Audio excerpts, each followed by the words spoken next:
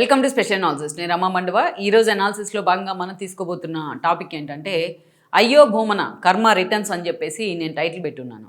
నిజంగానే ఈ రోజున శ్రీవారితో పెట్టుకుంటే, శ్రీవారిని అవమానిస్తే, ఎంతో పరమ పవిత్రమైన తిరుమల తిరుపతి దేవస్థానాన్ని అడ్డగోలుగా అన్యాక్రాంతంగా ఏది పడితే అది చేస్తే దానికి రిటర్న్ గిఫ్ట్ ఎలా ఉంటుంది, దానికి ఆ దేవదేవుడు ఎలా చూసుకుంటారు, ఆ లెక్కలు సరిచేస్తాడు అనడానికి లేటెస్ట్గా జరుగుతున్న పరిణామాలే ఒక ఉదాహరణ.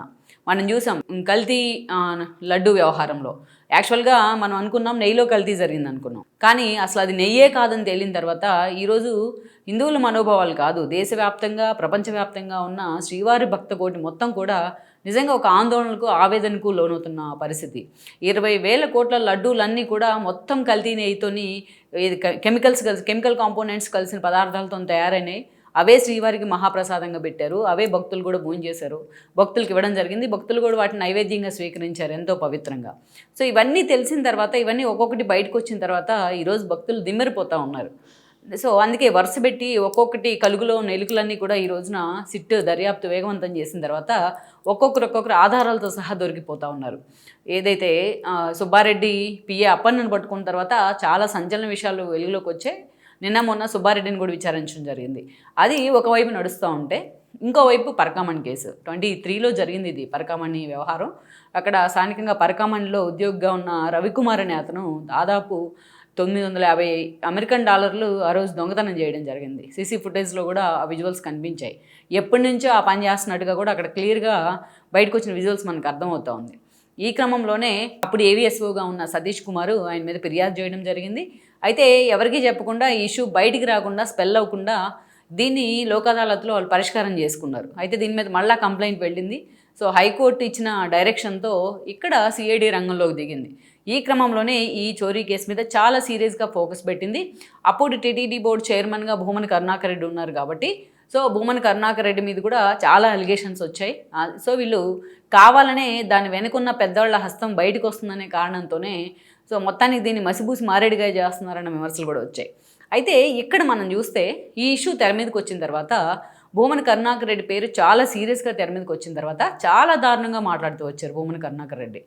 యాక్చువల్గా వైఎస్ఆర్సీపీలో ఆయన మీద చాలామంది గౌరవం ఉంది. సీనియర్ జర్నలిస్ట్గా నాకు కూడా ఆయన అంటే గౌరవం ఉండింది. ఎక్కడికి వెళ్ళినా ఆయన తెలుగులో మాట్లాడడానికి ప్రయారిటీ ఇచ్చే విధానం కానీ, సో తెలుగుని ప్రపంచానికి పరిచయం చేసే ప్రయత్నం కానీ చేస్తూ ఉంటారు ఆయన. మిగతా వైసీపీ నేతల్లాగా బూతులు మాట్లాడడానికి కూడా ట్రై చేయరు. సో అలా తనకంటూ ఒక ఇండివిజువాలిటీ ఉంది. అయితే ఆయనకి టీటీడీ బోర్డు చైర్మన్ ఇచ్చిన సమయంలో కూడా చాలా విమర్శలు వచ్చాయి జగన్మోహన్ రెడ్డి మీద. ఆయన నాస్తికుడని ఎప్పుడూ చెప్పుకుంటూ ఉంటారు, నిజంగానే నాస్తికుడే. గతంలో కూడా ఆయన టీటీడీ బోర్డు చైర్మన్గా పనిచేశారు. వైఎస్ హయాంలో కూడా జగన్మోహన్ రెడ్డి మంత్రి పదవి ఇస్తారనుకున్న ఆయన్ని టీటీడీ బోర్డు చైర్మన్ పదవి లాస్ట్లో ఇక ప్రభుత్వం దిగిపోతుందనగా 2023లో ఆయనకి ఆ పదవి ఇవ్వడం జరిగింది. 2 సార్లు సుబ్బారెడ్డికి రెన్యువల్ చేసిన తర్వాత లాస్ట్లో భూమనకి ఆ పదవి ఇచ్చున్నారు. భూమన హయాంలోనే ఈ పరకామణి కేసు తెర మీదకి రావడం జరిగింది. వన్స్ ఈయన మీద అలిగేషన్స్ వచ్చిన తర్వాత, సిఐడి దర్యాప్తు ప్రారంభమైన తర్వాత భూమన చాలా దారుణంగా టీటీడీ గురించి కమెంట్స్ చేయడం జరిగింది. ఇదే భూమన ఆ రోజున దారిలో పిల్లల్ని ఎత్తుకొని పోతున్నాయి, నడకదారిలో పులులు వస్తూ ఉన్నాయి అడవుల్లోంచి అంటే తలా ఒక కర్ర పట్టుకొని పోండి అని చెప్పి కూడా మాట్లాడారు. చాలా అవమానకరంగా భూమన మాట్లాడిన సందర్భాలు ఉన్నాయి, తాను కొద్ది కాలమే టీటీడీ బోర్డు చైర్మన్గా ఉన్నప్పటికీ. ఇక ఈ ఇష్యూలో పరకామణి కేసులో ఆయన మీద ఎలిగేషన్స్ వచ్చిన తర్వాత అటు టీటీడీ బోర్డు చైర్మన్ మొదలుకొని అటు అధికారులకు అందరి మీద ఎలిగేషన్లు చేస్తూ వచ్చారు. ఆయన అందరినీ చాలా సీరియస్గా టార్గెట్ చేస్తూ వచ్చారు. తమ మీద ఎందుకు బురద పోసే ప్రయత్నం చేస్తున్నారంటూ కూడా రివర్స్ అయ్యారు. అసలు తనదేమీ తప్పులేనట్టుగా, తనేదో లాస్ట్ మినిట్లో వచ్చాను, తన ఇన్వాల్వ్మెంట్ ఎక్కడా లేదన్నట్టుగా ఎక్స్పోజ్ చేసుకునే ప్రయత్నం చేశారు. తాను పునీతుణ్ణి అని చెప్పేసి ఎప్పటికప్పుడు ఆయన దాన్ని ఎక్స్పోజ్ చేసుకుంటూ వస్తున్నప్పటికీ, బట్ శ్రీవారు మాత్రం చూస్తూ ఊరుకోరు ఇలాంటివి జరుగుతూ ఉంటే. అప్పుడప్పుడు నేనున్నాను గుర్తు చేస్తూ ఉంటారు ఆయన. ఇక్కడ మనం చూస్తే ఈ ప్రాసెస్ జరుగుతూ ఉన్న సమయంలోనే ఏవీఎస్ఓగా ఉన్న సతీష్ కుమార్, ఆ రవికుమార్ మీద కంప్లైంట్ చేసిన సతీష్ కుమార్ ఇప్పుడు గుంటూరు రేంజ్లో ఉన్నారు. ఆయన మరొకసారి ఆయన్ని సిఐడి విచారణకు పిలిచింది. సిఐడి విచారణకు వస్తున్న క్రమంలో ఆయన అనంతపురం దగ్గర కోమలి రైల్వే స్టేషన్ దగ్గర ఆయన మృతదేహం పడింది మొన్న. ఎవరో ఆయన హత్య చేశారు. సో ఎవరు హత్య చేశారనే దాని మీద కూడా అన్ని వేళ్ళు భూమన వైపే చూపించాయి. ఎందుకంటే దీని వెనుకున్న బిగ్ బాస్లు ఎవరో బయటకు వస్తారని చెప్పేసి ఆయన్ని ముందుగానే ప్లాన్ ప్రకారం అంతమొందించారు అనేది ఒక చర్చ నడిచింది. ఫోరెన్సిక్ కూడా ఆయన హత్య చేసినట్టుగానే తేల్చింది సతీష్ కుమార్ని.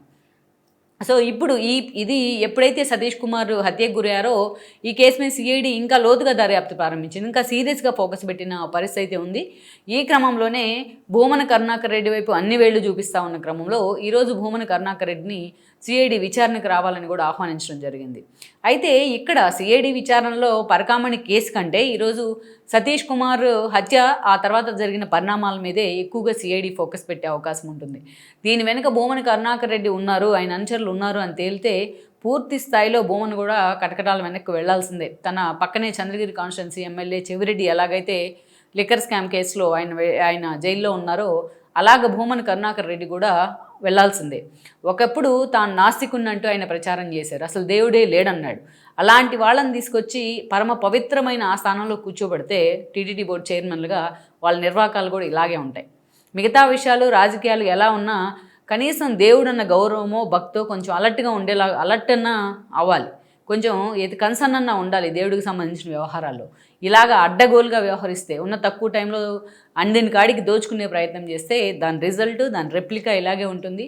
మరి ఇప్పుడు దాకా తాను సచ్చీలుని అని చెప్పే భూమన కరుణాకర్ రెడ్డి మరి ఒకవైపు సతీష్ కుమార్ మర్డర్ కేసు నుంచి ఇంకోవైపు పరకామణి కేసు నుంచి అసలు ఎలా బయటపడగలరు అనేది ఆయన అభిమానులు అయితే చాలా సీరియస్గా చర్చ నడుస్తోంది. సో మొత్తానికి వాళ్ళ కొడుకు మా నాన్ని తప్పుడు కేసులు పెట్టి అరెస్ట్ చేసే ప్రయత్నం చేస్తున్నారని ప్రచారం చేస్తున్నప్పటికీ అంత ఈజీగా ఎవరు యాక్సెప్ట్ చేయట్లేదు దాన్ని. సో మొత్తానికి ఈ విషయంలోనైతే కర్మని ఎప్పుడూ నమ్మని భూమనకి కర్మ రిటర్న్స్ అయిందని మనం అనుకోవచ్చు. Please share, like and subscribe R24 Telugu YouTube channel.